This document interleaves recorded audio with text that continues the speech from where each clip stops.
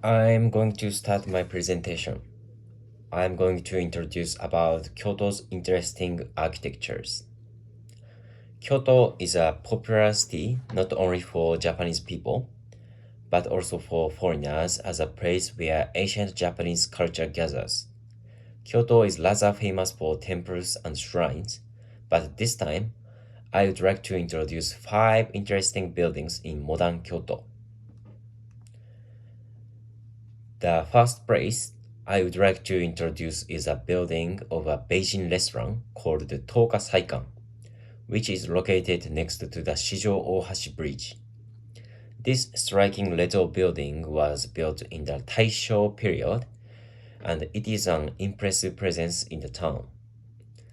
And this is the only restaurant building for American architect William Merrill Boris in his life. In Japan, the Taisho era was a short period of 15 years, but it was a time of great cultural change. Around this time, Kobe port prospered as the best port in the East. So foreign culture come to Kyoto very easily.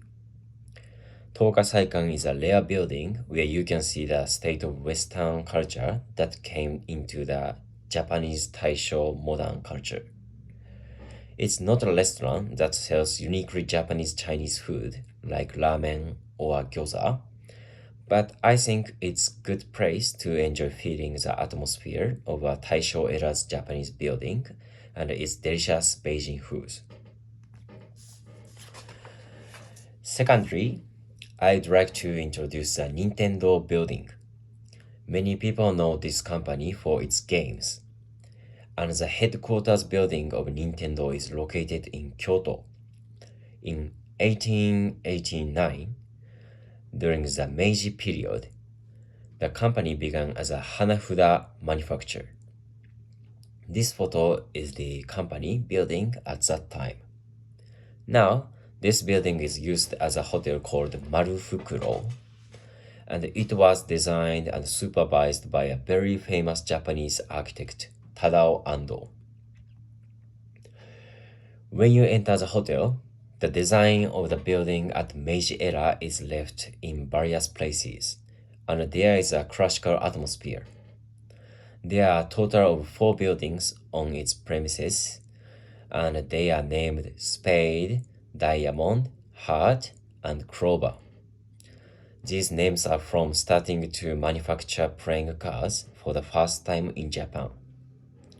Inside the hotel, there is a museum-like space where Nintendo's history and games are gathered. So if you are a Nintendo's fan, I think it is worth to visit of your Kyoto travel. Thirdly, I would like to introduce a building called the Japanese Sento, which is famous for Japanese bathing culture. There are many public baths in Kyoto, but this time I picked up a public bath called Funaoka Onsen. Funaoka Onsen was founded in 1923 as a restaurant and inn, and the building itself is registered as a national important cultural property. At first, it was not possible to call it as a hot spring because its water was not from underground. So with the introduction of electric buses for the first time in Japan, it came to be known as onsen for special. The interior of this building is also known for its interesting decorations. And on the ceiling, you can see sculptures of Tengu and Ushiwakamaru, as well as wood carvings drawings Kyoto's festivals. There are also unique wooden carvings, so I think you can enjoy bathing in its unique hot springs. In the fourth, I would like to introduce a building of a long-established coffee shop in Kyoto called Inoda Coffee. Its old and new buildings stand side by side like this photo. Actually, Kyoto has the highest coffee consumption in Japan. Inoda Coffee has grown Kyoto's coffee shop culture from 1947, and because of the connections of this coffee shop's founder, Shichiro Inoda, who was also an artist, it became a very busy salon where many artists, scholars, and intellectuals gathered to exchange their information. So there seems to be a phrase among some people in Kyoto that says, a morning in Kyoto starts with the scent of Inoda coffee. So Kyoto people love Inoda coffee as their original culture.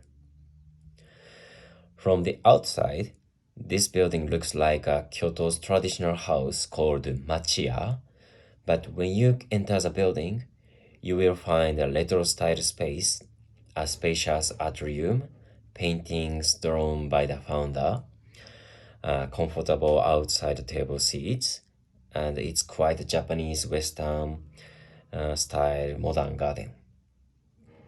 So how about enjoying a cup of coffee while taking a break from your Kyoto trip? Lastly, I would like to introduce a pottery kiln used for kiyomizuyaki, which is one of the traditional crafts of Kyoto. If you travel around Japan, you may come across bright red sculptures like these photos in public facilities and on the streets.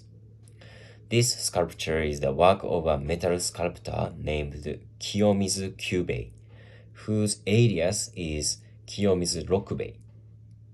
The name Kiyomizu Rokubei has been passed down from 1738 to the present day for 7 generations. The Rokubei kiln, which is used by such potters, was built in 1771, and it is located around Gojozaka in Kyoto. And this slope is the birthplace of Kiyomizuyaki. And there were some large kilns like these photos. Currently, they are not in use due to problems with exhaust gas, but they are rare buildings where you can see Kyoto's traditional pottery culture. There are many other traditional cultural heritage buildings in Kyoto, but if you are interested in pottery or red sculptures, I recommend to visit these kilns buildings. You may find the artist roots, or you can also enjoy shopping and may be able to find your favorite Kiyomizu pottery. I introduced 5 buildings that I think interesting, but there are many other cultural buildings in Kyoto. I couldn't introduce all of them, but please try to find your favorite place when you come to Kyoto. This is the end of my presentation. Thank you so much.